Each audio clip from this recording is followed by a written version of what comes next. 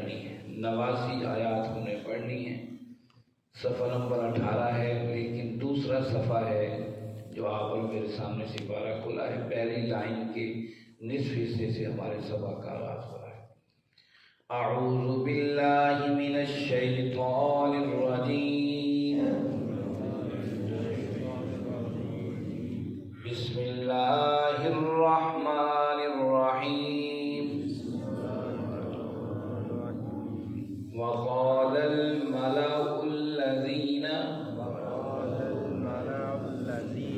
كفروا من قومه لئن اتبعتم شعيبا إنكم إذا لخاسرون فأخذتهم الرجفة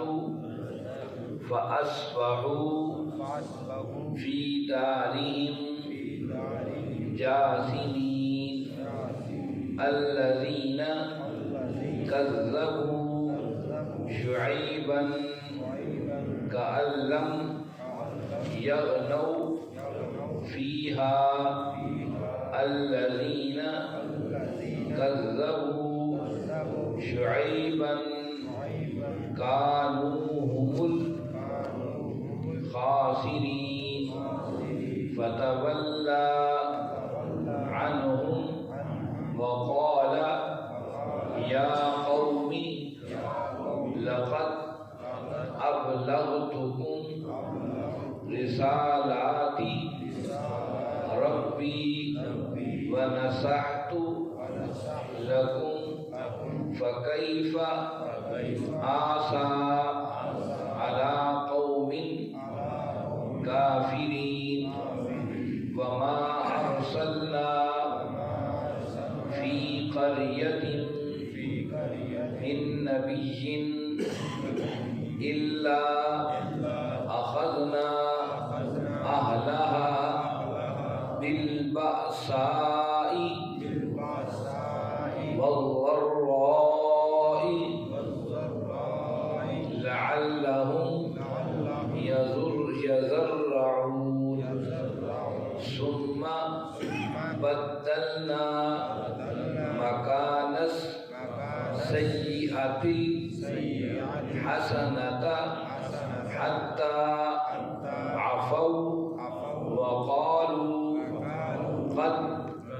مس آباءنا الضراء والسراء فأخذناهم بغتة وهم لا يشعرون۔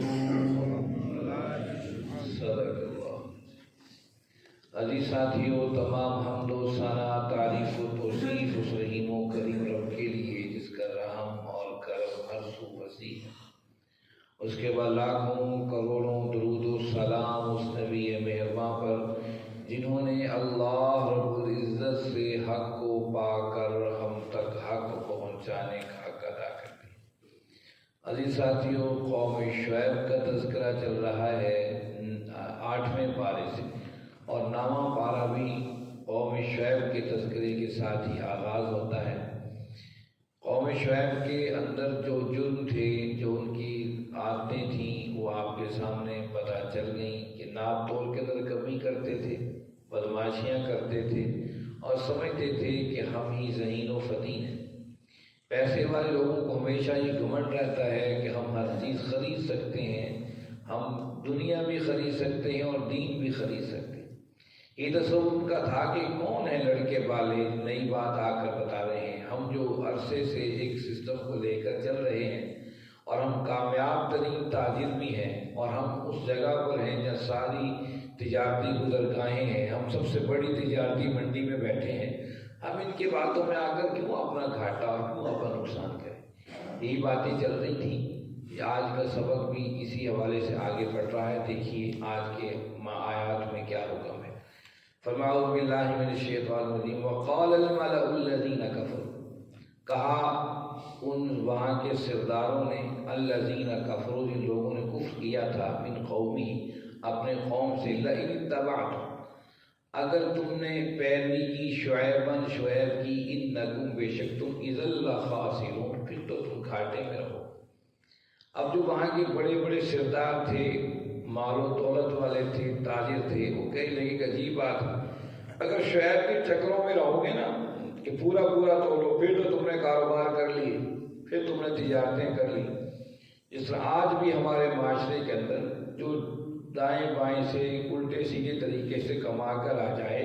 ماں باپ اس سے نہیں پوچھتے بیٹا یہ کیسے کما کے آئے، بس گھر میں خوشحالی آ رہی ہے، بس ٹھیک ہے چل سو چل، وہ فلاں بھی تو کر رہا ہے کہ تم نے نیا کام تو نہیں کیا۔ اگر غلطی کا احساس بھی ہو جائے تو ماں باپ ہی اسے اس راستے پر مجبور کرنے والے ہوتے ہیں کہ تو کمائی جا۔ اس لیے یاد رکھیے، ہمیشہ کمائی کو دیکھیے۔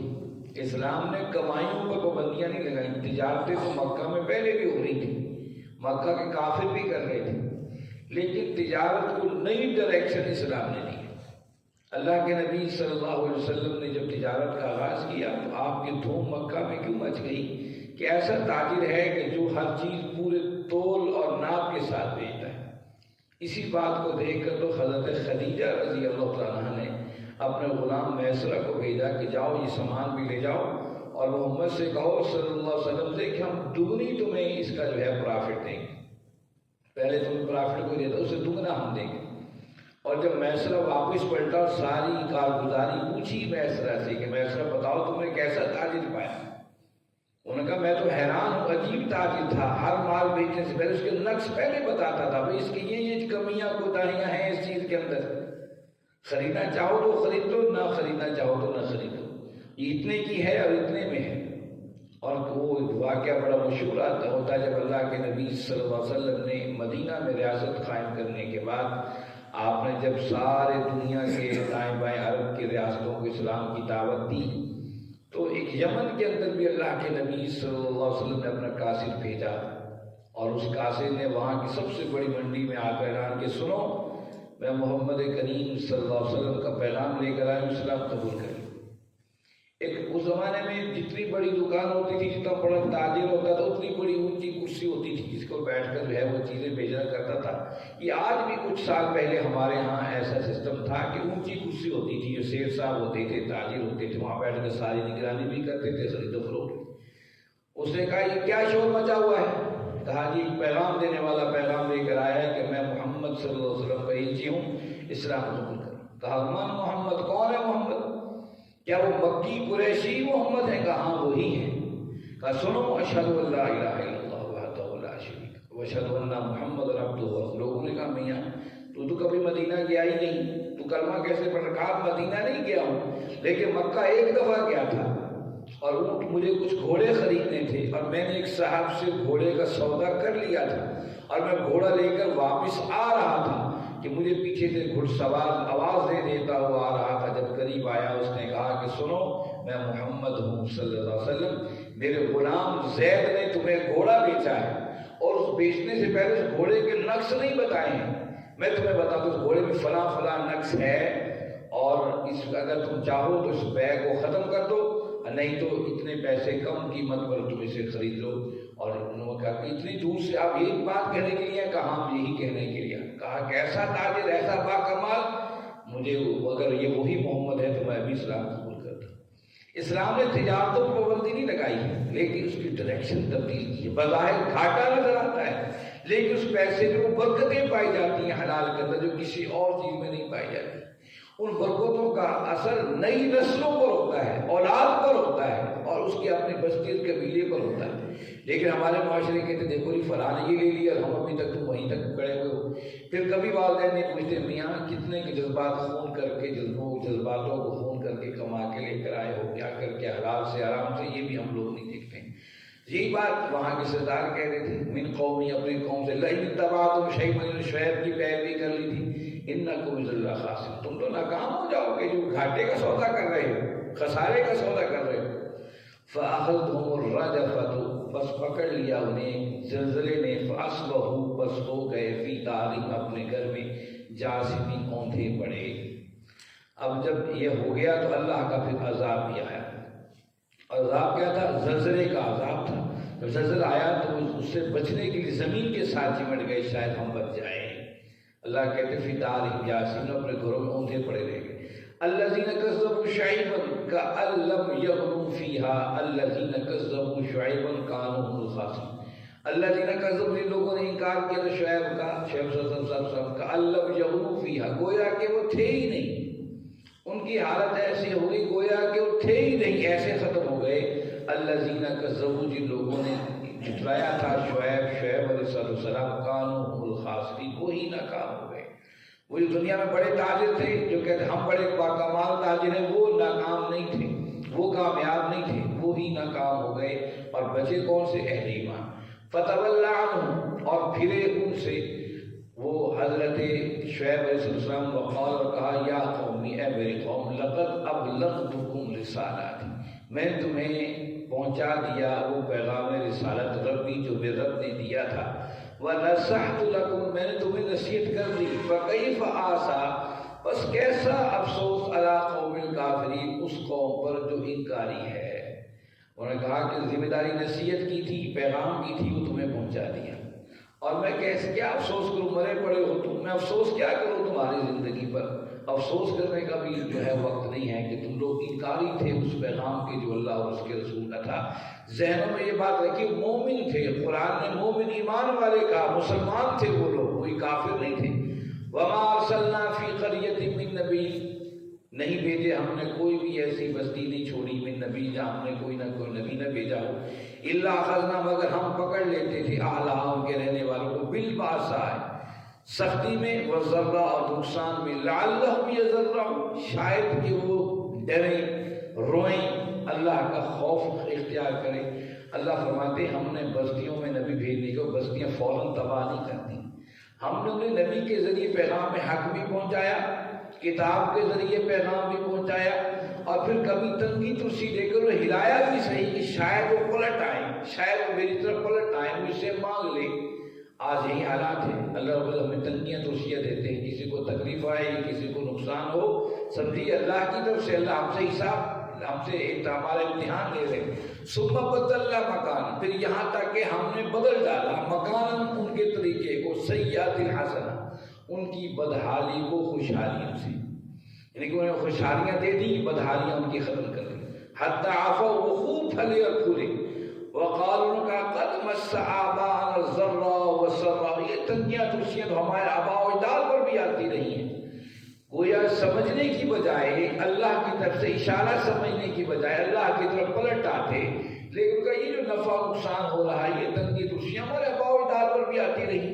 ہم پر بھی آ گئی، کوئی اتنی بڑی بات نہیں۔ اس طریقے سے اتنا بڑا زلزلہ وسیع علاقے میں آیا، کشمیر کے علاقے میں اور پوری دنیا میں علاقوں میں جو ہے زلزلے آتے ہیں، اس پر کیا کہتے ہیں، یہ زمین کے نیچے پلیٹیں ہیں وہ ہل گئی تھیں، اس کو کبھی ہم نے یہ نہیں کہا شاید ہماری بدعمالیوں کی وجہ سے آیا ہو، شاید یہ اللہ کی پکڑ اس وجہ سے آئی ہو کہ ہمارے اندر یہ کمیاں کوتاہیاں رہ گئی۔ اصل معاملہ یہ ہے کہ جو یہ لوگ یہ سمجھتے ہیں کائنات خود بخود وجود میں آ گئی ہے اور بندے نے مر کر مٹی ہو جانا ہے، ختم ہو جانا ہے، ان کے لیے تو واقعی زمین کے اندر موجود پلیٹیں ہی سب کچھ ہو سکتی ہیں، لیکن جو رب کی طرف پلٹنے والے ہیں، جو مرنے کے بعد کی زندگی پر یقین رکھنے والے ہیں، جو اپنے رب پر اعتماد کرنے والے، انہیں ہر کمی کوتاہی پر، ہر غلطی پر، ہر سزا پر احساس ہوتا ہے، ہر آزمائش پر ان کا دل پکارتا ہے شاید ہم سے کہیں کمی کوتاہی نہ ہو گئی ہو۔ یہی اللہ رب العزت سے آج میں فرمایا ہمیں نبی بھیجے تو نبیوں کے ساتھ تنگی ترسی بھی بھیجی، شاید نبی کی بات نہ مانے، تنگی ترسی بھی مان لیں۔ یہی حالات مکہ کے اندر بھی ہوئے تھے،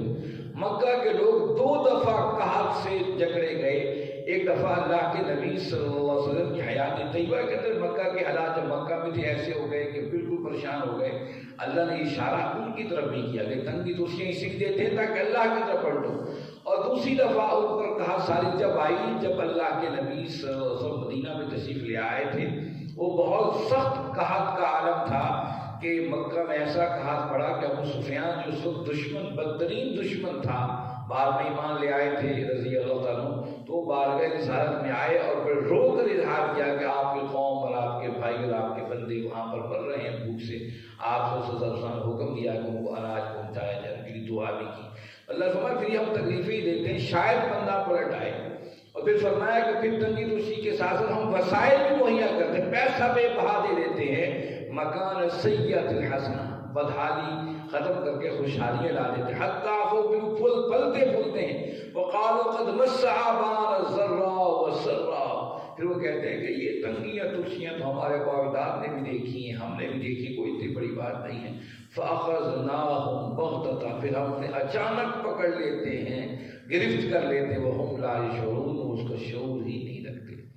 ہم اپنی حالتوں کو دیکھ لیں، پاکستان بننے کے بعد صورتحال ہم یہ سمجھتے نہیں، معیشت کا فلاں ہم نے قانون نہیں لگایا تھا تو شاید یہ معیشت خراب ہو گئی، فلاں نظام کو یہاں پر لے آئے تو یہ خوشحال ہو جائیں گے، فلاں سسٹم کو لے آئے، اللہ کے وہ سسٹم ایک ہی ہے، نظام ایک ہی ہے جو اللہ کے نبی صلی اللہ علیہ وسلم دیا، اور اس سسٹم کو عملی طور پر مدینہ کے اندر نافذ کر کے دکھایا، جہاں کا تاجر پورا ناپتا اور تولتا تھا، جہاں کی تجارتی منڈیوں خود اللہ کے نبی صلی اللہ علیہ وسلم جا کر جائزہ لیتے تھے۔ ہم تو سمجھیں کہ مولوی صاحب مسجد کے اندر ہی پابند رہیں، اللہ کے نبی صلی اللہ علیہ وسلم مارکیٹ کا جائزہ لیا کرتے تھے۔ آپ ایک مارکیٹ میں جائزہ لینے کے لیے آئے، آپ نے دیکھا گندم کا ڈھیر لگا ہے، آپ نے اس میں ہاتھ ڈالا، نیچے آپ کو گیلی محسوس ہوئی، ہاتھ دیکھا یہ کیا ہے، نیچے گیلی ہے اوپر خشک رکھی ہوئی ہے، کہنے لگا یا رسول اللہ صلی اللہ علیہ وسلم رات بارش پڑ گئی تھی، میں نے سوچا بکنی تو یہ ہے نہیں تو اس کو نیچے کر دوں، اس کو اوپر گیلی اور خشک مکس کر کے بیچ دوں گا تاکہ میرا گزارا ہو جائے گا۔ آپ نے فرمایا یہ تو غلط طریقہ ہے، سب سامنے رکھو کہ اس کو پتہ ہو، لیکن آج ہماری عقل اور بدیاں یہ کہتی ہیں اگر ہم دونوں چیزیں سامنے رکھیں گے تو کون کہاں خریدے گا۔ میں آپ کو بتاؤں اس گئے گزرے دور کے اندر بھی کسی کو پتہ لگ جائے فلاں کریانے اسٹور والا، فلاں شخص فلاں کا پوری انصاف کے ساتھ چیز دیتا ہے، گئے گزرے دور میں لوگ اس سے خریدنے کو ترجیح دیتے ہیں، ان لوگوں کو نہیں جو بڑے بڑے سان بیٹھے ہوئے ہوں، اسے سمجھیں کہ بس مجھے ہی کمانا ہے، دنیا لوٹتی مرتی ہے مر جائے، مجھے اس کا کوئی غرض نہیں ہے، ان سے لوگ لے لیتے ہوں گے مجبوری کی بنا پر، لیکن عموماً انہیں کو ترجیح دیتے ہوں گے جو تول میں ناپ میں پورا رکھتا ہے۔ آج بھی اللہ رب العزت نے بتایا کہ جو اچھائی ہے، جو خیر ہے، جہاں پر پائی جائے وہ اس کی قدر و قیمت موجود رہتی ہے۔ ان واقعات کا تذکرہ کر کے اس دور کے لوگوں کو بتایا جا رہا تھا اور قیامت تک کے انسانوں کو بتایا جا رہا ہے اور اہل ایمان کو بتایا جا رہا ہے۔ وہ جو دنیا کی تجارتی منڈیاں اور کاروبار سارے معاملات ہیں ان کے پیمانے شاید کچھ اور ہوں، لیکن وہ پیمانہ جو محمد کریم صلی اللہ علیہ وسلم رب کے حکم پر طے کر دیا اور بنا دیا، مومن کو اسی راستے پر چلنا ہے۔ جب جب اس راستے سے بھٹکے گا تو اللہ کی طرف سے اس پر عذاب کے گھوڑے برسیں گے۔ یہ عذاب ہی ہے کہ پوری قوم جس حالات سے دو چار ہے، پریشانیوں سے، تکالیف سے، اتنے وسائل ہونے کے باوجود اس لیے پریشان ہے کہ وہ رب کی طرف پلٹ آئے۔ اللہ چاہتے ہیں کہ بندے رب کی طرف پلٹ آئیں۔ یہ ماہ رمضان آیا بھی اس لیے ہے کہ ہم بھاگتی دوڑتی زندگی میں کچھ دیر کے لیے اپنے آپ کو قرآن کے سائے، ٹھنڈے سائے میں بٹھا کر جائزہ تو لیں، ہم نے زندگی کہاں گزار دی اور کہاں برباد کر دی ہے۔ اللہ رب العزت سے دعا ہے اللہ رب العزت آپ ہم سب کو سمجھنے اور اس پر عمل کرنے کی توفیق عطا فرمائیں۔ وآخر دعوانا الحمد للہ رب العالمین والصلاة والسلام علی سید المرسلین۔